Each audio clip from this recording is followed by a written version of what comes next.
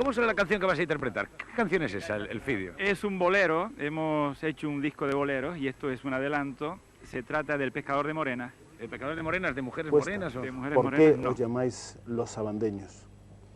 En ese sitio que te digo, del norte de Tenerife, de la punta del Hidalgo, donde nos reuníamos los veranos a cantar, a parrandear, como decimos allá, hay un sitio, una finca que se llama Sabanda. Y el nombre le viene por una deformación de la frase vamos a esa banda, a la otra banda. Y entonces, pues, por costumbre se quedó Sabanda, esa ladera, hermosa ladera de la punta del Hidalgo.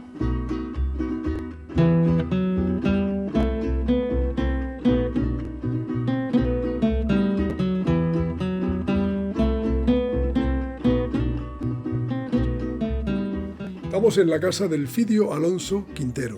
Don Elfidio, muy buenas. ¿Cómo estamos, señor Carmelo? Elfidio Alonso fue el premio Patricio Estébanes en su tercera edición. Fue un premio a la carrera periodística. Y vaya si había, en tu caso, Elfidio, una larguísima carrera periodística. Bueno, también me enorgullezco de llevar un nombre tan ilustre como los Estébanes, Patricio Estébanes. Don Nicolás tuvo mucho que ver en mi formación porque toda la aureola del almendro. El famoso almendro, que es mi patria. Exacto. Don Nicolás Estébanes. Don Nicolás para mí fue uno de los mentores y don Patricio ya en la vertiente periodística también me cautivó como jovencito, ¿no? Así que para cuando el jurado y los que tuvieron que promover ese premio optaron por elegirme a mí y yo siempre los tengo eternamente en mis oraciones. Elfidio, y ahora que hemos citado al hermano de don Patricio, a don Nicolás Estébanes, ¿cuál es tu concepto de la patria? ¿Es también la dulce sombra del almendro o es Sí, qué es la patria? Mi patria no es el mundo, mi patria no es Europa, No es Europa. Mi patria es de un almendro, la dulce, fresca e inolvidable sombra. Inolvidable sombra. Lo decías desde París prácticamente, Sí, que es donde él sí. estaba. ¿Sigue siendo para ti el concepto de tu tierra, tu patria, en algún aspecto? Quizás en ese caso, fíjate tú, tu patria podría ser en la finca de don de Peraza, Sabanda, ¿no? Donde ustedes tuvieron el nombre de aquella finca, era para ustedes el almendro, ¿no? Sí, sí, sí. Yo creo que sí, que hay símbolos que se convierten después en estandarte poderoso. Uh-huh. Y el almendro sin duda lo ha sido. El almendro de don Nicolás para mí ha sido un estandarte inequívoco. Dada el ejemplo de don Nicolás y de la categoría histórica que tiene, porque no tremendo. Es increíble porque los últimos días de don Nicolás fueron bastante tristes. Uh-huh. En su casa en París, estaba ya el hombre muy enfermo, iba alguien que no recuerdo quién era, que era una especie de discípulo, y lo acompañaba, y él le dictaba algunas cosas para que quedaran en el recuerdo. Se acordaba mucho de su tierra, o sea, era un hombre que nunca perdió el recuerdo de la tierra, de su patria, en definitiva, ¿no? Con la historia que nuestros espectadores quizás, muchos la conozcan y muchos no. Don Nicolás no solo fue un poeta, fue un revolucionario, fue un hombre que tiene muchas historias vinculadas a Cuba, cuando rompe su espada para defender a los chicos que estaban ejecutando, etcétera, etcétera. Elfidio, y en tu vida, por hacer un paralelismo, 90 años de vida, ¿qué es lo que tú tienes ahora? Uh-huh. Tú alguna vez cierras los ojos y piensas en tus 90 años de vida, ¿no? Yo muchas veces me parece que no es así. Es decir, cuando me doy cuenta de que tengo 90 años cumplidos, me parece una exageración, pero después cuando veo que la distancia con mi mujer es de 6 años, o sea, 86 a 90, 4 años de diferencia, pues digo, pues sí, algo tiene que haber. Pero, por otro lado, siempre me hago la idea de que en mi familia ha habido más longevos que... ¿Tu padre? Mi padre murió a los 96 años, sí. y mi tía María Rosa a los 101. 101. Tu tía María Yo Rosa, dije, bueno, 101. vamos a decir, hay una manita. No, el siglo, tú tienes un siglo casi predestinado en tu genética, ¿no? El siglo que casi cumplen los sabandeños, porque ya van por 60 y pico. 60, bueno, ya empiezan a pasar a la séptima década. Se dice pronto, Elfidio. Es verdad, es verdad. ¿Quién lo iba a decir? Se dice pronto, los sabandeños. ¿Cuándo empezaron los sabandeños? ¿Te acuerdas del primer día que ustedes, un grupo de amigos, crean la parranda de Don Luis? Hombre, más o menos tengo idea de que teníamos por un lado la base de la Capilla Palestrina, que era el coro del Padre Adán. El Padre Adán. Y donde los 8 fundadores fueron después sabandeños también. O sea, Julio Fajardo,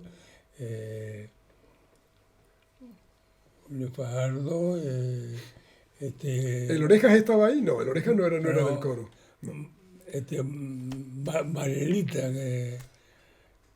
Marielita, ¿cómo se llamaba, hombre? ¿Eran del coro del Padre Adán? Salvador Fernández. Salvador. Y todos ellos luego fueron el embrión de los sabandeños, que además se reunían en la punta del Hidalgo. Exacto. Porque algunos, como tú, tenían sus novias. Tú tenías tu novia allí. Sí. Magdalena estaba allí, tú ibas también con esa excusa. Y además, don José Peraza te tenía abierta la casa a cualquier hora, porque era un parrandero inefable, cantando coplas. Tenía un árbol tonadas, sí. En su finca, ¿no? Un laurel de India. Un laurel de India. Sí, por eso sí. decía que el almendro de don Nicolás y el laurel de India de los sabandeños, porque en esa finca, Sabanda, se llamaba, nace el nombre de los sabandeños. De esa banda. Vamos a esa banda. A esa banda. Vamos a la otra banda. De esa expresión sale Sabanda. Sabanda. Y de ahí sabandeños. Sí, sí. Que además fue un nombre que se hizo tan popular que aprovechaban el nombre por el impacto para todo, desde ponerle a productos incluso, había unas papas fritas que se llamaban sabandeños. Y un, ¿cómo se llama? Un detergente. Y detergente. O sea, ustedes fueron un boom social en los años en que nació el grupo, que yo no sé si tú tenías en mente, cuando empezabas ya a coliderarlo con tu pariente el Quique, que ustedes estaban creando una institución que iba a durar tanto tiempo, Elfidio. No, yo no fui consciente nunca. Además, tuve oportunidad de comprobar lo difícil que era mantener un grupo de esta característica. Lo que pasa es que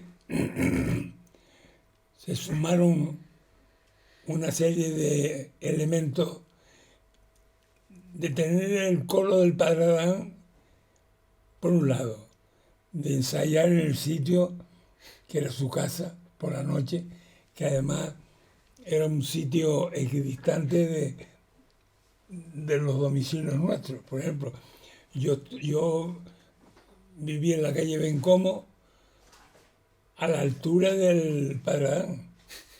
Sí, y Salvador Fernández Morán, lo mismo. Pedro Naranjo, lo mismo. Pablo Guerra, todo eso. Vivíamos en un palmo, en la palma de la mano, ¿no? Y entonces eso era una ventaja, no tenía que esperar a que viniera fulano de tal en la guagua para ensayar, ¿no?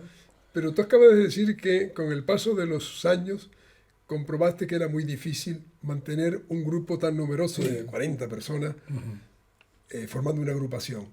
Eso era una odisea, ¿no? Era una Sí, hazaña. y sobre todo sí, cuando se comenzó a complicar fue cuando comenzó a prevalecer la idea folclórica sobre la musical clásica del Orfeón, por ejemplo. Claro, claro, claro, claro. Y entonces ahí creo que fue un factor, yo muchas veces me lo pregunto, decisivo, la influencia de la Punta del Hidalgo, de Sebastián Ramos, yo tropezarme con el primer disco de Sebastián Ramos y el primero de Manuel Hernández, El Lagunero. El Lagunero, sí. Para mí fueron los dos grandes hallazgos que luego fomentaron mi afición por... Claro, empezaste a pensar en que no había que ser solo una coral o un grupo tipo rondalla o coro, como hay tanta tradición en Canarias, sino que había que primar la calidad de voces individuales, solistas, y de convertir el folclore en una especie de himno. Casi todas las canciones eran himnos. Ustedes hacían... Hubo un momento, Elfidio, dando un paso más adelante en lo que tú estás diciendo que eran dificultades en el camino, que cuando ustedes ya eran una formación folclórica, entre comillas, no eran una agrupación folclórica efectivamente purista, sino que empezaron a innovar. Ahí también hubo un debate. Sí, efectivamente, hubo gente que estuvo de acuerdo, otros estuvieron menos, unos eran más pusilánimes que otros. Sí. Eso no lo puedes tocar porque date cuenta que el estribillo dice tal y el estribillo tiene 5 versos y no 3 como tú quieres. Costó.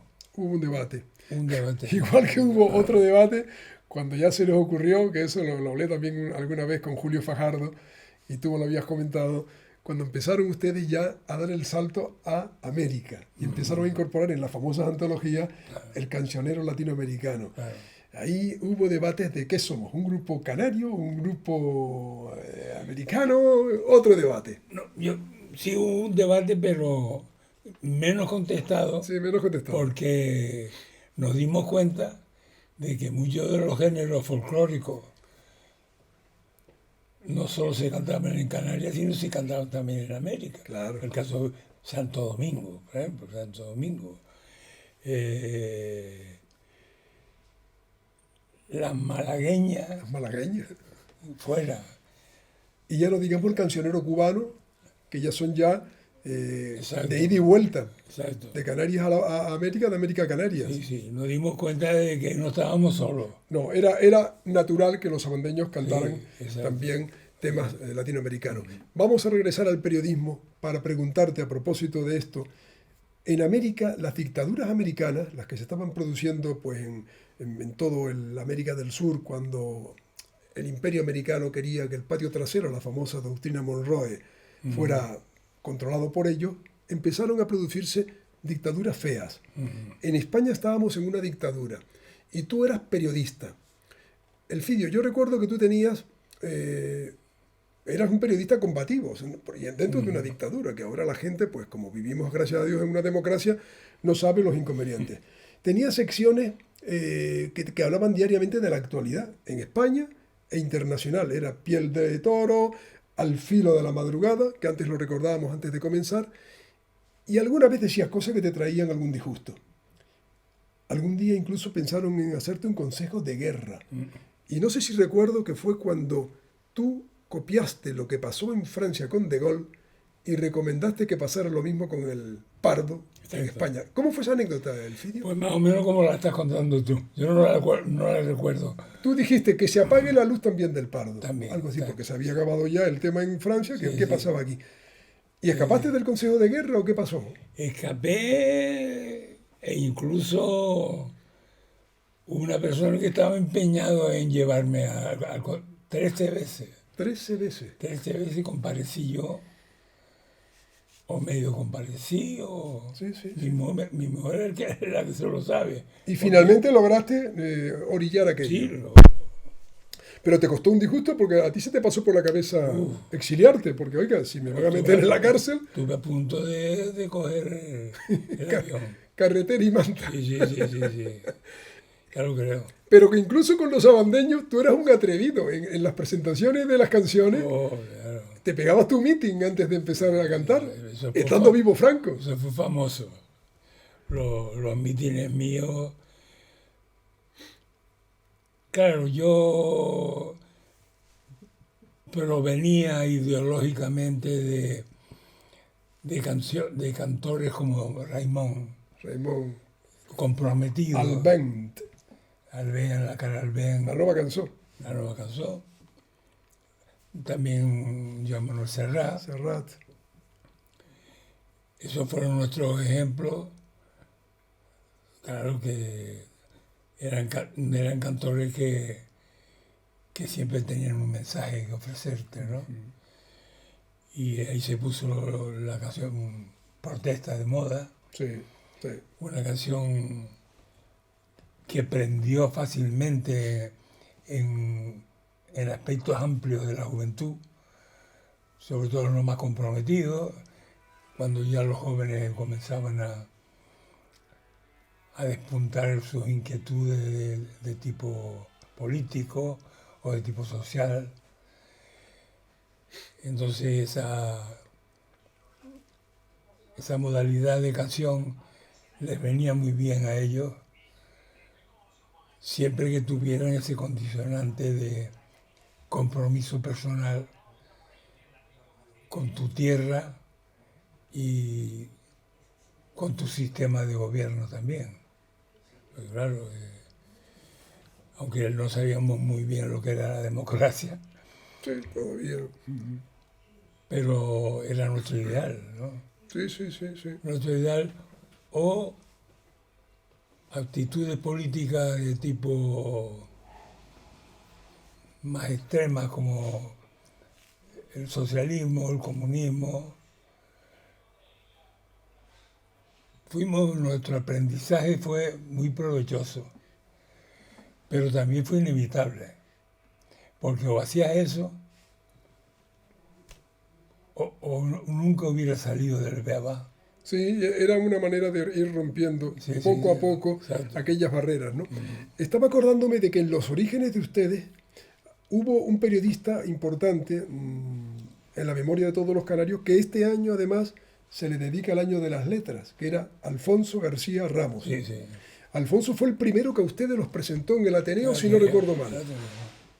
Creyó en nosotros Curioso. y creyó, y mira que él no se distinguía por su oído o por sus conocimientos musicales, porque Fernando, su hermano, El poeta. era más Sí. músico que él. Él era un periodista muy bueno, pero musicalmente daba mucho que desear. Nunca le vi que hiciera una copla ni nada, ¿no? Pero que se identificó fácilmente con nuestro papel. Y fue la primera actuación que hicieron ustedes en público como grupo, en el Ateneo. Sí, Y él fue el que dirigió la Está palabra. la foto en el libro tuyo. Publicamos un libro con esa foto. Ahora, ¿cómo Alfonso creyó en ustedes? ¿Porque los había visto, los había oído, los había escuchado? Nos oía en la punta. En la punta. En casa de José Peraza. Porque como José Peraza era del Ateneo, y Alfonso también era del Ateneo, y yo era del Ateneo. Ese fue el vínculo. Eso fue un vínculo. El Ateneo fue un vínculo importante también. Sin duda, claro, el Ateneo fue, que además hay una anécdota preciosa, bueno, preciosa, ustedes la tuvieron que padecer. Paco García Hernández, cuando grabaron el primer disco de ustedes en el sello Tan Tan, él me contaba, dice, no, es que estábamos grabando y resulta que suenan las campanas de la catedral, y entonces tuvieron que repetir. Curioso, porque claro, estaban vinculados al Ateneo. Sí. Era el lugar de encuentro. Estábamos recordando a Alfonso García Ramos, que fue un gran periodista, pero no hay que olvidarse a María Rosa Alonso, que aunque no ejercía el periodismo, sí escribía en la prensa, era una mujer, una investigadora, una mujer de la cultura, sin duda. Fue de los primeros artículos. Sí. De ella, y que creyó en nosotros. Y creyó. Y que la fórmula era interesante y de todo. Y y nos alentó mucho. Mira que mi tía era una... Claro, otro caso como el de Alfonso, no tenía ese vínculo. Exacto, por eso dije yo antes que ha sido providencial que gente valiosa de las letras, de las artes, se hubiera puesto a favor nuestro y no nos hubiera rechazado porque éramos pueriles, éramos... Sí, vulgares, vulgares, por hacer exacto. folclore. Exacto. Aquello que estaba incluso visto, cosas del pueblo raso, Exacto. pero no de la élite cultural. Sin embargo, fíjate, Alfonso, María Rosa, bendijeron a los sabandeños. Y Pérez Minic. Y Pérez Minic, curioso, Domingo Pérez Minic. Curioso, Domingo Pérez Minic, Y ¿cómo? Eduardo Westerland. Que eran, Entonces eran amigos que eran todos como hermanos. nuestros. ¿Y por qué Pérez Minic se vinculó también y apoyó a los sabandeños? ¿El contacto cuál fue? ¿Por el día quizá? ¿Por el periódico? Por el día, porque él iba por allí, llevaba el artículo de los domingos, que yo, como era el redactor jefe, se lo tenía que colocar o poner. Tenía un trato conmigo, lo mismo que Westerland. Y Eduardo Westerland. Los dos, casi decía, uña y carne, amigos, que crearon Gaceta de Arte. Exacto. Y que además crearon toda una generación de artistas de vanguardia. Y ellos, en cierta manera, nos consideraron sucesores de Gaceta de Arte. Fíjate, Elfidio, cómo es curioso. La figura y el recuerdo de Pérez Minic y Westerland es el de dos popes de la cultura de vanguardia. Exacto. Sin embargo, estamos hablando de que los sabandeños que rescataban la tradición de la cultura popular, el mismo Pérez Minic lo veía, porque hay quizá un malentendido sobre lo que aquella gente de Gaceta de Arte percibían sobre la cultura, fíjate, la cultura de las raíces. Y María Rosa Alonso también escribía sus coplas. Claro. Y Pedro García Cabrera, Y Pedro. canciones. Canción de la calle, por ejemplo. Canción de la calle, sí. Ustedes le musicaron, además. Musicaron. Nosotros empezamos a musicar a los poetas, Agustín Millares, Agustín. Pedro Lescano. Pedro Lescano. O sea que también fue un movimiento... Porque la cultura canaria, de alguna manera, y eso ya te lo estoy preguntando, si la tuviéramos que definir, pues tendríamos que pensar, hemos hablado de Pérez Minic y Westerland, que es la gran cultura, una cultura que en los años 30 era más minoritaria, ¿no? La cultura de vanguardia, tiene más que ver con las artes plásticas, con la narrativa. Está la poesía, la música. En Canarias hay un gran componente popular, cultural, muy fuerte, que llega hasta la cerámica, hasta los bordados, la artesanía, la agricultura, y todo eso, que lo capitalizan los sabandeños, llegó no solo al pueblo, sino a la élite. Que eso es lo bueno de los sabandeños, que representan mucho de todas esas vertientes culturales nuestras, ¿no? Me acuerdo los diseños de los discos de ustedes, que eran muy literarios, muy culturales. Sí, pero sin hacer un paganismo falso Sí, también, sí. de un sacerdocio de la élite. Sí. Todo lo contrario. Muy popular. Muy popular. Cuando Yo salió la cantata, cuando ustedes hicieron la cantata del Mensei Loco, año 75, que es un año fronterizo porque es el año en el que muere Franco, aunque la dictadura se pospone, digamos, se prolonga. La influencia americana fue fundamental. Sí, las cantatas, porque tú te fijaste por la cantata de Quilapayún, ¿no? Sí, Te claro. inspiraste, digamos. Claro, sí. Dijiste, hombre, una cantata.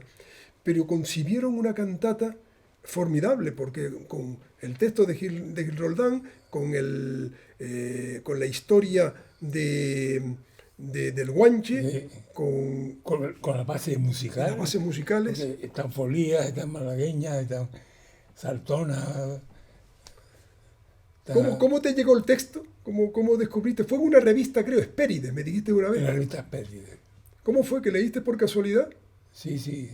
y te encontraste allí con El poema. el Se poema? se llamaba... Raza o Raíces o Exacto. algo así, me recuerdo también. Y de ahí sacaste el fragmento que luego dio lugar a la épica, que fíjate tú, representa toda la épica del guanche en general, en Alaga. Y las bases musicales eran, no sé cómo dieron con esas bases tan afortunadas, porque la gente se emocionaba. Sí. Yo creo que ahí tuvimos suerte o también hubo ahí un cierto magisterio de podernos acoplar a una estructura musical válida, pegadiza, válida, duradera. y que no eran disparates, vamos, no. Había un profesor, eso me lo contaste tú una vez, que le ponía a los chiquillos la cantata del Mensei Loco y los chiquillos se levantaban cuando el guanche, cuando se decía que el guanche vencía o que no había muerto la raza, se levantaban allí. O sea, era una cantata muy emotiva. Dicen que murió la raza. Dicen que murió la raza, cosa que no. Nunca fue raza muerta. Nunca fue raza muerta. Raza que quedó en la historia para vivir en la leyenda, fíjate. Es tremendo, sí. El gobernador, ¿te acuerdas que se levantó del Teatro Guimerá y se fue? Porque él ya se olió que aquello era un acto musical y político. Sí, históricamente el papel está ahí. Históricamente fue un hito de una proyección cultural que no ha habido otro. Porque los ensayos consecutivos o sucesivos son meras derivaciones, unas más afortunadas que otras, pero que ya le habíamos pisado el terreno en muchas... Sí. Fueron por delante. Fuimos por delante. En muchas formas que tenían que ver con... Que el primero da dos veces. Da dos veces, es verdad. Eso es verdad. Es verdad. ¿Cómo te metiste en política? ¿Porque el destino te llevó? ¿Porque tu padre tenía una vena política? Sí, yo creo que mi familia tenía ese ascendente político. Cuando ya yo me entero de quién era mi padre, que mi padre estaba en el exilio, que yo me voy a París con mi madre a conocerlo, con 14 años, ¿no? Y ahí es donde yo me empiezo a aficionar. Claro, y mi padre era un cicerone tremendo, me llevó a ver museos, a ver exposiciones, esos 45 días de mi estancia de leer Le Monde en París, ¿no? ¿Y hacía que no veías a tu padre toda la vida? Toda la vida. Porque él se había ido siendo tú un niño. Sí, con 9 meses. Con 9 meses por la guerra. Él se va y se queda tu madre con el paquete. Sí, Y tu madre fue realmente la heroína de tu vida, ¿no? La reña. Sí, tremenda. Porque ella luchó, en fin, sacó a la... Sí. No era fácil porque además... Y además tuvo presiones muy fuertes para que no irse del Hierro, porque mis abuelos eran mayores. Y la única que lo podía atender bien era mi madre. Y mi madre le dijo, no, yo no sacrifico a mi hijo, yo a mi hijo lo llevo a la laguna, lo matriculo en una escuela y ahí empiezo yo a formarlo y a educarlo. Y empezó de cero, ¿no? Y Sí, hiciste la carrera de Derecho, te hiciste un profesional y después ya tu vida y te reencontraste con tu padre al cabo de los años. Exacto. Que luego además yo conocí a tu padre porque luego al final de su vida tú te lo traes. Está contigo en tu casa. Y vive mi tía María Rosa y mi padre les hace 2 apartamentos en tu casa. Mi mujer. Sí, tu mujer les hizo ahí una... Me acuerdo de estar con ellos ahí y los dos pasaron los últimos...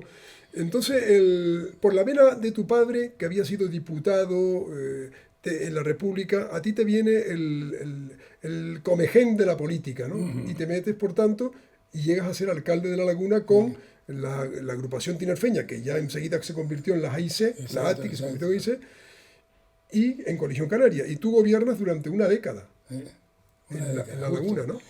Sí, y donde ya está un poco en nebulosa en por qué,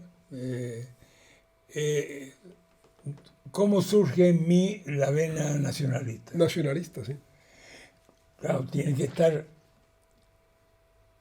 conectada con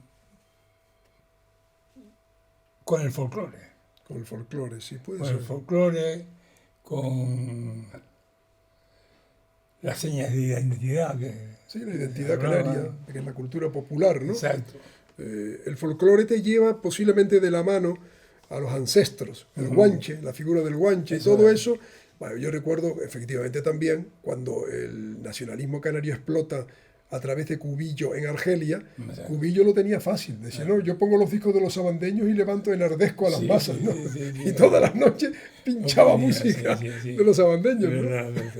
Que luego Cubillo, cuando retornó, que era muy simpático, decía, oye, lo tenía fácil, porque los sabandeños habían llegado a todo el pueblo. Y él, que era pues, muy minoritario, quería crecer, ¿no? Sí, Quería llegar a la gente. Fue otro factor que contribuyó, porque quizás fue un factor extremo. Extremo, sí, claro, llegó, no te olvides, a la lucha armada, entre comillas, Armada, nada menos. ¿no? Con Pero los petardos. que también forzó y contribuyó. Poco, mucho, sí, pero sí. algo tuvo que contribuir. Hombre, Elfidio, si hacemos historia, no es ninguna coña marinera, entre comillas. Ustedes aquí, y esa escena que recordaba en el Teatro Guimerá, estrenando la cantata del Mensei Loco, que tenía una carga política y nacionalista muy fuerte, y el gobernador saliendo en medio de la dictadura, es verdad que Cubillo en Argelia y ustedes aquí se estaba armando una que no se estaba armando en el resto de España. Estaba gestando. Date cuenta que los nacionalismos catalán y vasco eran mucho más... ETA existía en el País Vasco y mataba gente, y tenían su idioma. Pero que un archipiélago como el nuestro montara aquella rebambaramba no era normal. No era normal, no. Y era los sabandeños y el cubillismo. Entonces, claro, cuando ya algo influyó, claro, influyó al punto... A Cubillo lo intentaron matar, el Estado vio que era un peligro porque estaba demandando la independencia de Canarias, y a ti yo no sé, pero tú estuviste en la lista negra todo el tiempo. Ya te digo, 13 veces. Pero no solo en aquella época, después también, seguro. También, sí. Porque no te olvides de algo que tú igual no recuerdas, y tú y yo lo hablamos hace muchos años, cuando en Canarias hay una gran redada, que están deteniendo a mucha gente porque... Y era capitán general González del Hierro. Tú estuviste en cuarentena de que te detuvieran. Sí. Porque había una lista negra de gente que querían detener. Que sí. Y eran ustedes uno de los más peligrosos de los sabandeños, para acabar con cualquier rastro de raíz de nacionalismo en Canarias. Exacto. Tuviste suerte en ese periodo. Sí, yo creo que sí. Sí. Quizás también porque tuve cierta habilidad, cierto tacto. Sí. No fui de esos echados para adelante. Sí, pero si tú unes tus mítines en el escenario con las actuaciones de los sabandeños y tu actuación como periodista, eras un tío peligroso para el régimen. Sí. Magda, ¿cuántas veces dices tú que me llevaron Al Consejo de Guerra. al Consejo de Guerra? La principal fue cuando Salcedo fue contigo. Salcedo te acompañaba, el director del día, claro. Sustituyendo al capitán general, que te dio clases a ti. Bueno, tuviste suerte, porque eso está diciendo Machiñena, que había sido gobernador militar, creo, y sustituía al capitán general. Sí. Tuviste suerte, pero ya te digo, estabas en la lista negra. Elfidio, y una cosa más. El patrimonio de la humanidad de La Laguna empezó con tu etapa siendo alcalde de La Laguna. Empezó con mi etapa, gestión, pero fue una idea de Osvaldo Brito. Osvaldo Brito. Osvaldo ahí hizo mucho y yo lo ayudé. Pues yo me puse inmediatamente a favor de él. Y así surgió. Y salió, estando de alcaldesa, Ana Oramas. Pero ustedes hicieron todo el proceso y se aprobó. Todo. Y se aprobó. Sí. El patrimonio mundial, patrimonio de la humanidad, la Laguna. Y evidentemente, uniendo tu carrera política, tu carrera periodística y tu carrera en los sabandeños, podemos pensar que tú estabas pivotando entre lo que eran las letras, lo que era la gestión nacionalista y la música. Había también un escritor, que yo no sé si al final eso a ti te produjo alguna frustración, porque tú empezabas a ser un escritor emergente, con novelas como El Giro Real, muy premiado, El Prensa Canaria, tenías cuentos, te gustaba el cine. La investigación. Pero tú tenías un ramalazo artístico, creativo, cinematográfico, literario, que después lo aparcaste al final por falta de tiempo, me imagino, ¿no? Seguramente. Pero hiciste. Porque, claro, tenía que comer y tenía que trabajar. El periódico... El Giro Real, una novela magnífica que te dio satisfacciones esa novela, ¿eh? Sí. Y yo, mira que yo no era muy aficionado a los gallos. Sí, pero metiste en la historia Pero ahí. sí, metí Y Enrique Lavisco, la historia de Canarias. Y la investigación te encantaba mucho. Sí, la investigación de tipo literario. Sí. Incluso hiciste unos, lo coleccionaba, yo lo guardé y son esas colecciones que uno nunca olvida, de fascículos del folclore, Exacto. que se publicaban en la prensa Sí. y que era todo un compendio de De- la historia de la música, ¿no? exacto. Popular. Mm. ¿Qué te quedó por hacer, Elfidio? Yo qué sé, mira, ¿no? Yo ya te digo que yo considero un hito los 100 discos de los sabandeños, 100 discos. porque es único. Eso no puede haber en Canarias ni en España algo parecido. 100 discos nadie los tiene, nadie los ha grabado de larga duración. Porque ya te digo, yo he hecho baremos de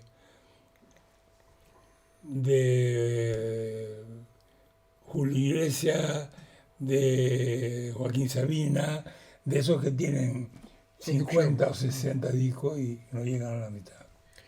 ¿Cómo lograste superar las crisis de los sabandeños? Pues a trancas y barrancas, porque tal vez porque tuve a mi lado más gente que en contra. Es decir, yo siempre tuve a mi lado a Enrique Martín, que era el segundo director. Quique. Eso nunca te falló, ¿no? Nunca. Y También es verdad que Quique te había tratado cuando tú naciste con un bebé claro, en la cuna. claro. Era pariente, ¿no? Y me enseñó mucho, porque me enseñó, ese para mí fue otro maestro, el que me enseñó la primera folía, la isa, la malagueña, a tocar el timbre. Para mí fue fundamental la presencia fue una especie de padre, Sí, entre sí, comillas, sí, en sí. ausencia del padre Sí, señor. exiliado, ¿no? Sí, señor.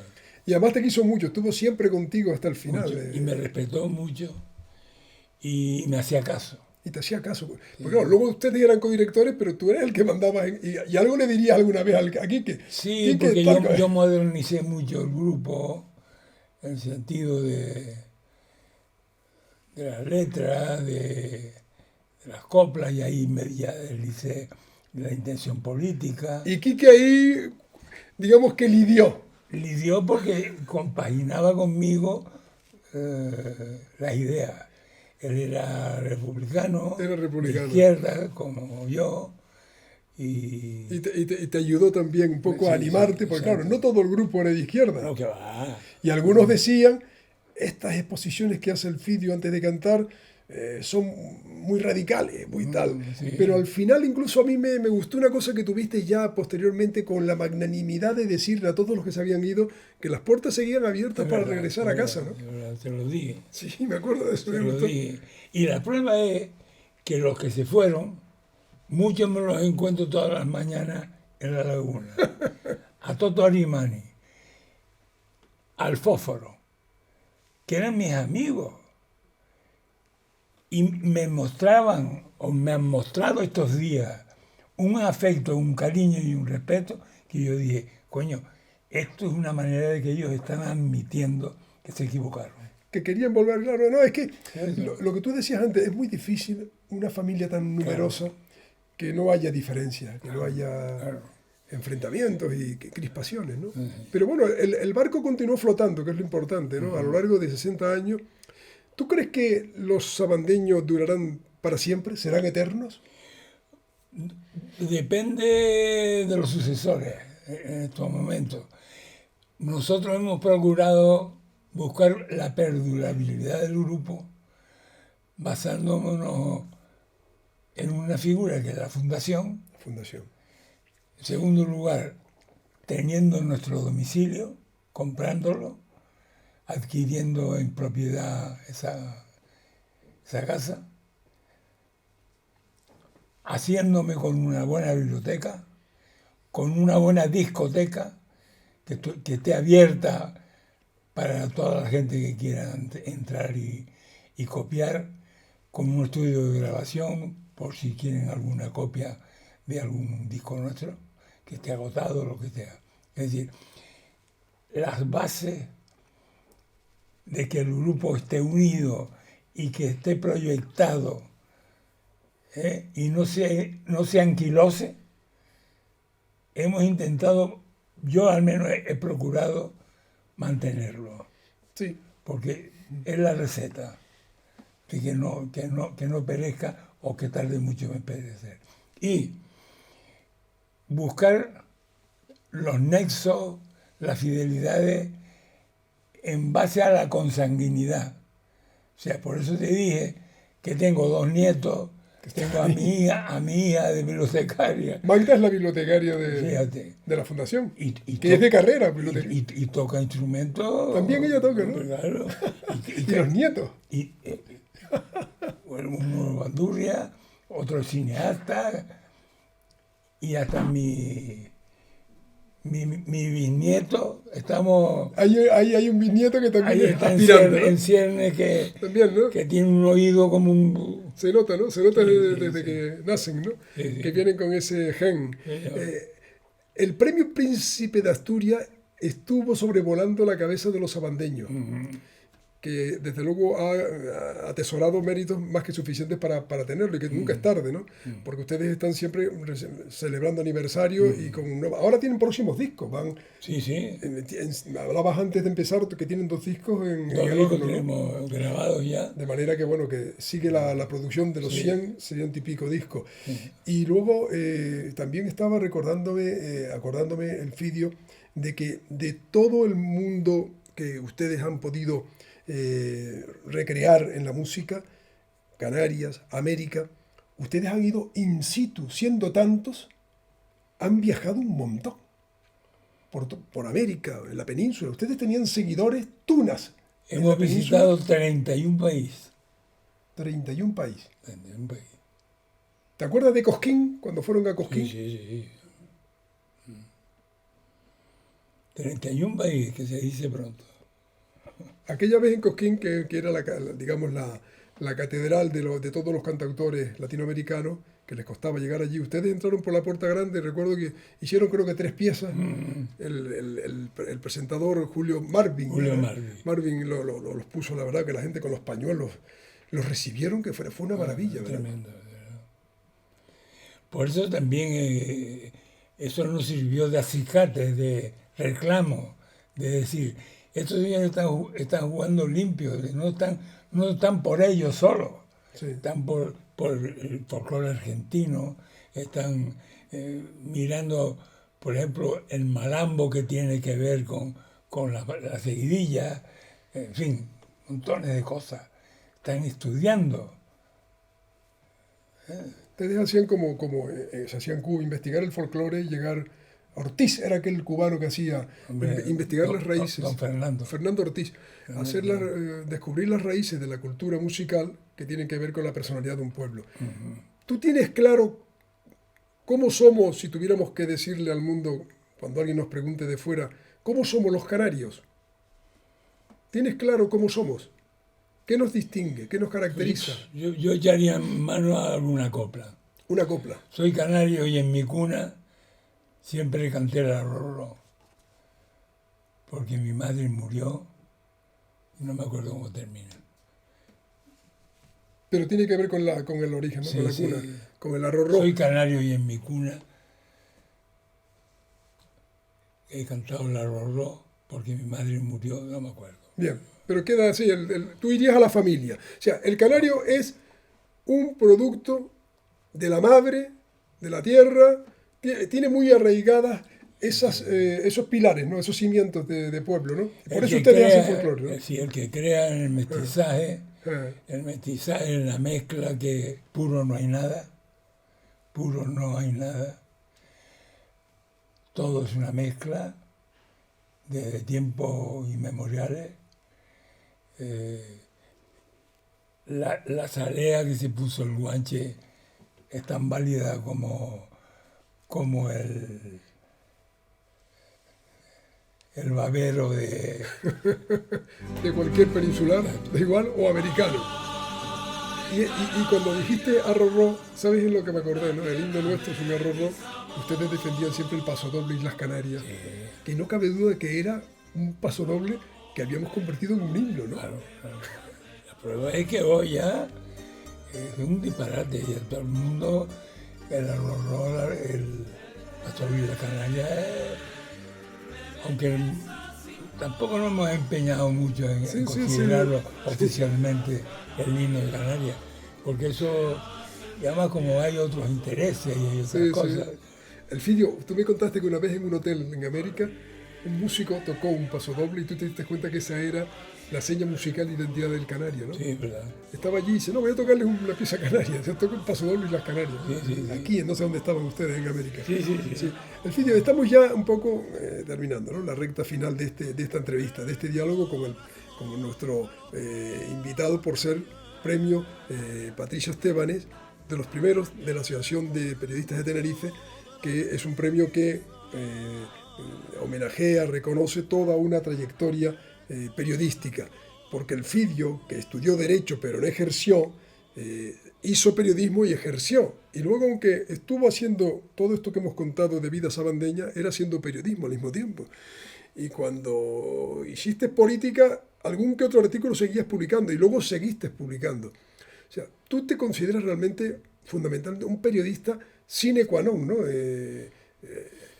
A pesar de haber estado en una dictadura, en una democracia, para ti ha sido un modo de vida, ¿no?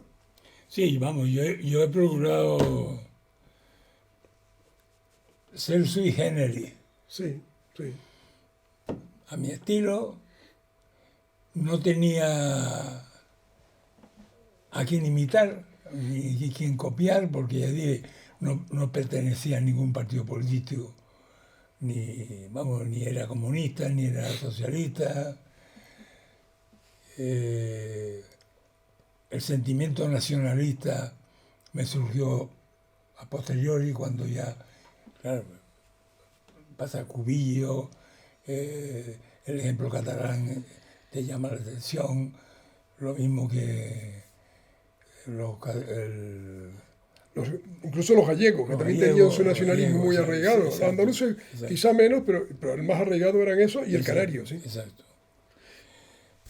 Y bueno, yo sé cuál es el resultado del churro final. El churro final. Elfidio, ya por último, con toda esa experiencia que acumulas y que atesoras, tú hacías una columnita, que era un recuadro en el periódico El Día, en la época de Ernesto Salcedo, que titulabas Al filo de la madrugada, y que era la visión del exterior, de lo que ocurría en el mundo.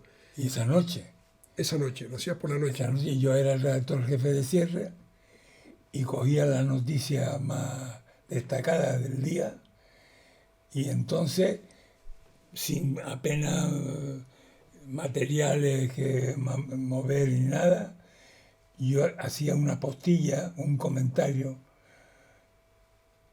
del acontecimiento que se había producido. No ha habido un ejemplo de periodismo inmediato como el filo de la madrugada. El filo de la madrugada, que lo hacías en el filo de la madrugada, antes del cierre. Sí, ¿Te asustan las nuevas tecnologías, las redes sociales, la inteligencia artificial o no? No, yo creo que tarde o temprano tendrían que venir. Y aunque no fui un forofo de ella, siempre tuve respeto por los adelantos y lo que significara la novedad o el adelanto, la vanguardia. Yo nunca fui una persona retrógrada ni tampoco un lanzado, ¿no? Creo que busqué siempre un equilibrio, que es una palabra que siempre me ha gustado mucho, ¿no? Buscado un cierto equilibrio, algo que se llama mesura, en fin. Pero he tenido suerte, la palabra suerte. En la vida, ¿no? tenías la visión herreña del fin del mundo, aquellos herreños que fueron los últimos cuando no se descubrió, hasta que se descubrió América. Desde ese lugar, suponte la imaginación tuya que de niño estabas con tu madre en el Hierro, ¿cómo ves el mundo ahora, el sitio, si al filo de la madrugada hubiera que hacerlo? ¿Te asustan estas cosas de Trump, de las guerras y tal? ¿El mundo cómo lo ves? Pues con inquietud, con desconcierto. No es frecuente ejemplo de la catadura del señor Trump que surjan todos los días. Veremos hasta dónde llega, pero siempre las guerras mundiales no han servido de nada.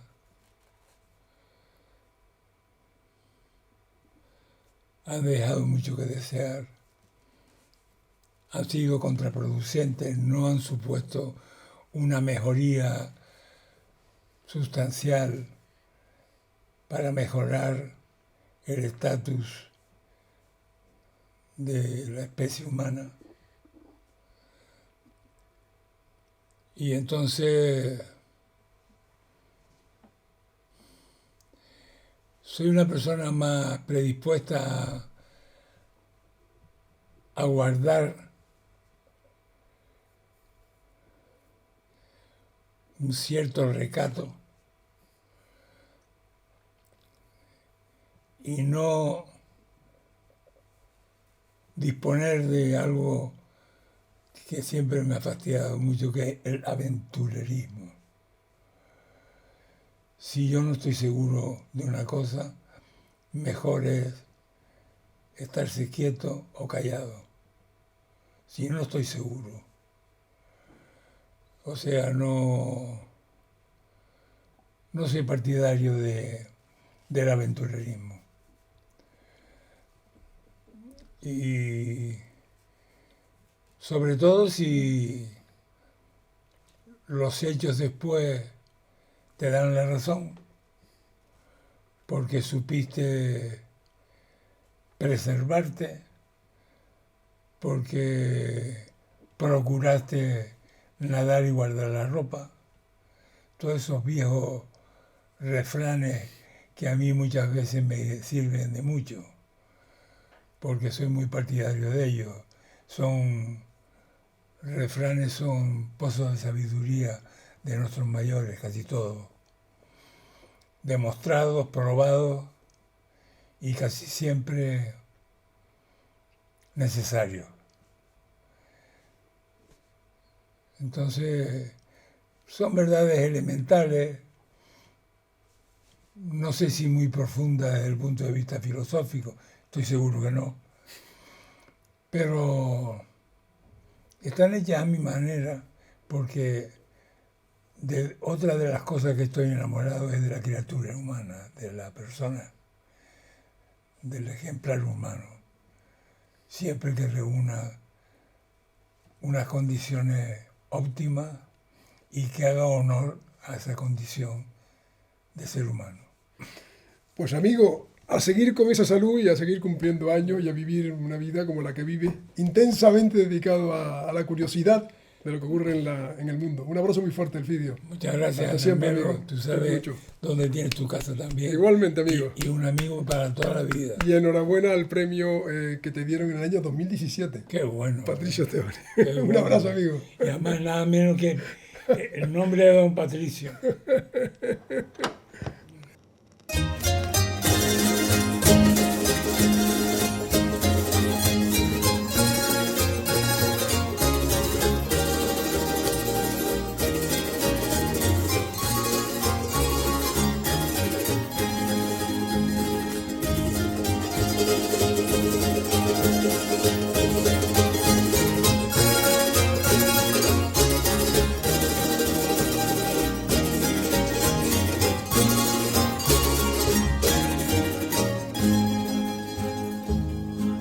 Traspuso Sebastián las barranqueras, cantando una coplilla muy liviana. Su disparó hacia las laderas y allá abajo la mar le contestaba. Su voz se disparó hacia las laderas y allá abajo la mar le contestaba.